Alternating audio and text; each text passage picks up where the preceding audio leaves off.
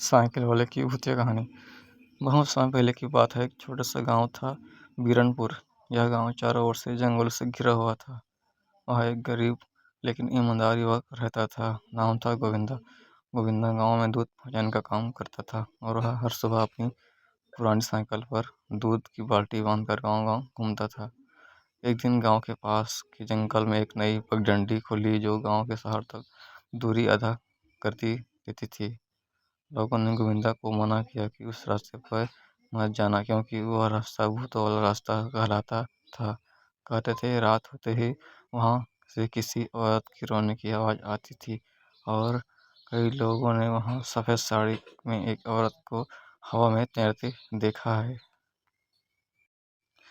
लेकिन गोविंदा गरीब था, हर मिनट कीमती था। उसने सोचा, मैं सुबह जल्दी निकलता हूँ, भूत प्रेत मुझे क्या डर। एक सुबह जब वह उससे पगडंडी से गुजर रहा था, उसकी साइकिल का अगला पहिया अचानक जाम हो गया। उसने उतर कर देखा, कुछ नहीं था। जैसे ही उसने साइकिल को दोबारा चलाया, किसी ने उसके कान में फुसफुसाकर कहा, दूध मुझे भी दो। गोविंदा पीछे पलटा, कोई नहीं था। वह घबरा गया, लेकिन उसने खुद को समझाया शायद हवा रही होगी, और चल पड़ा। इसके बाद रोज कुछ न कुछ अजीब होने लगा। कभी साइकिल अपने आप मुड़ जाती, कभी दूध की बाल्टी गिर जाती, कभी पीछे से किसी के हंसने की आवाज आती।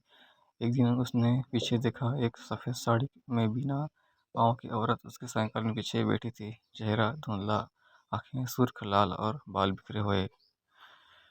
गोविंदा बेहोश हो गया। जब गांव वाले उसे ढूंढते हुए वहां पहुंचा, वह बेसुध पड़ा मिला। होश में आने के बाद उसने सारी बात बताई।